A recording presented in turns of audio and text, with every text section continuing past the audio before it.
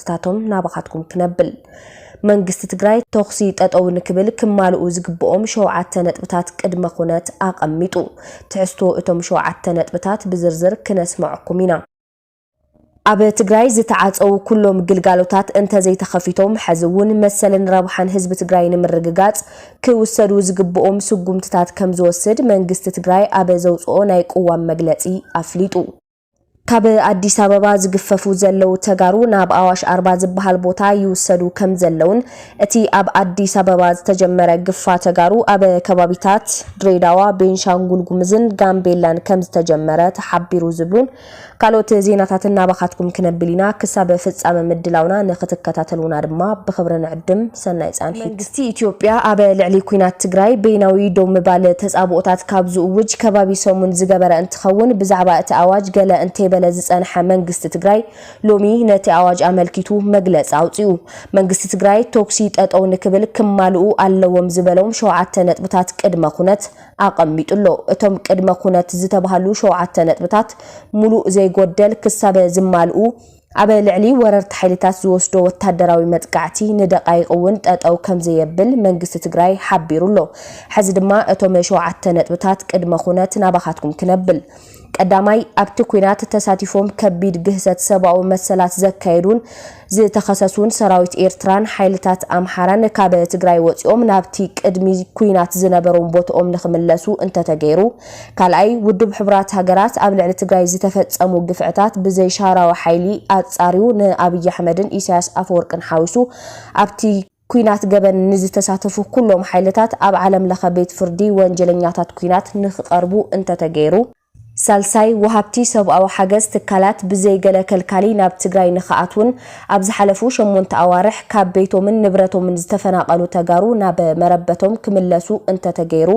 ራብዓይ ኣብ መላእ ትግራይ ተዓጽዮም ዝርከቡ ግልጋሎት መብራህቲ ማይ ባንክን ካልኦት ግልጋሎት መጓዓዝያን ናብ ንብሮም ዝምለሱ እንተኾይኖም ሓምሻይ መንግስቲ ኢትዮጵያ ከልኪሎዮ ንዝበሎ ዓመታዊ በጀት ትግራይ ዝሰድድ እንተኾይኑ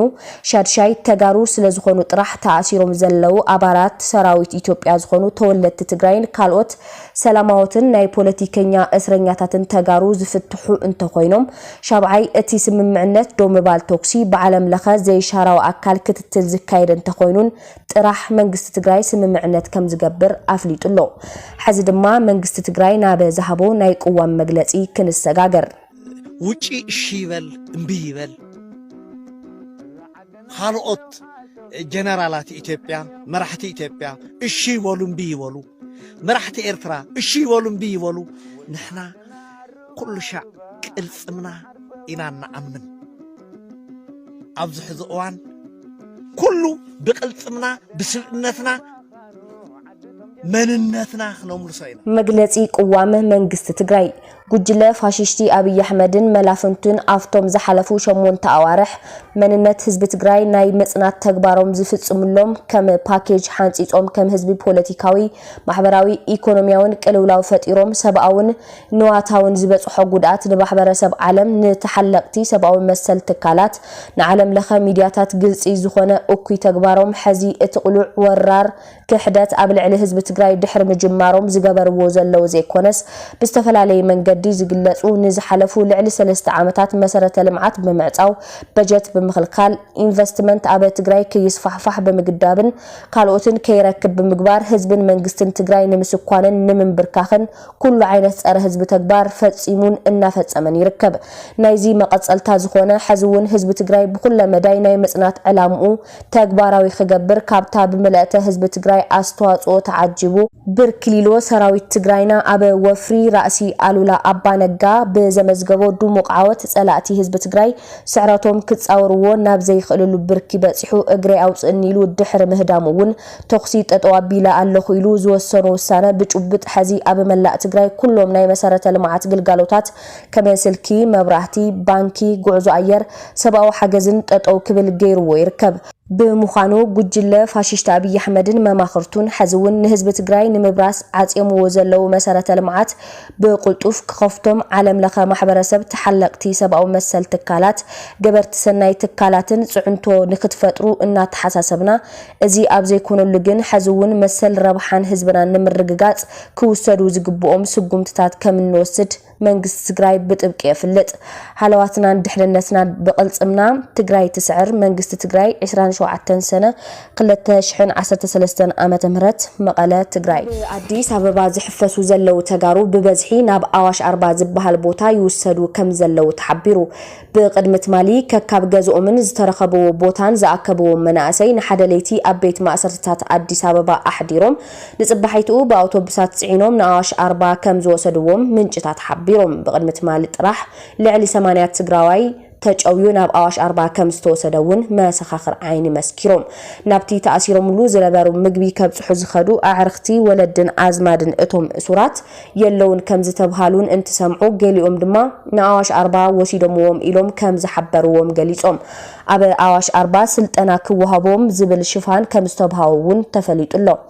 ለሙውን አበ ካልኦት ከተማታት ኢትዮጵያን ንአብነት ድሬዳዋ ሐዋሳን ዝነብሩ ተጋሩ ክረአዩ ከም ዝወዓሉ ምንጭታትና ገሊጾም ትግራዋይ ምእሳርን ምንግልታዓን ንብረቱ ሙራስን ዝጸንሐ እኳ እንተኾነ ሰራዊት ኢትዮጵያ ካብ ዝተሰዓረሉ ሰነ 21 ንድሓር አበ ዘሎ ግዜ ድማ በርቲዑ ቀጺሉሎ ዘረባ ጽልኢት እቲ ቀዳማይ ሚኒስትርን ደገፍቱ ዝኾና ሚድያታትን ስዒቡ ድማ አበ መላእ ዘሃገር ዘለው ተጋሩ ማዕለያ ዘይብሉ ግፍዒ ጸለመ ስነልቦናዊ ኾነ አካላዊ ማህሰይትን ማእሰርትን ይበጽሖም ኣሎ ውጪ እሺበል እምቢይበል ሃልኦት جنرالات إثيوبيا مرحتي إثيوبيا إشي ولون بي ولو مرحتي إرترا إشي ولون بي ولو نحنا كل شيء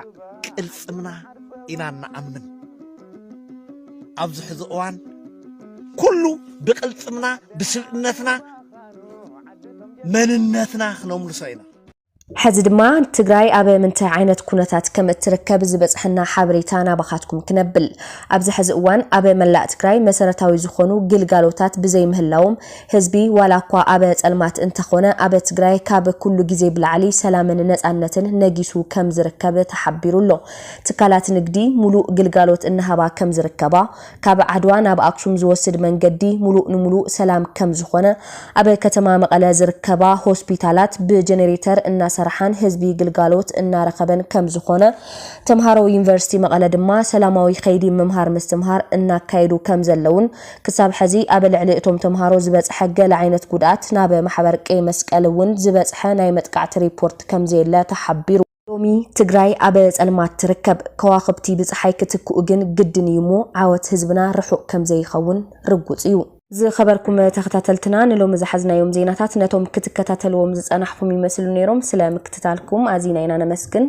በብዘለኹም ወጽ ጽቡቕ ተመኒናልኩም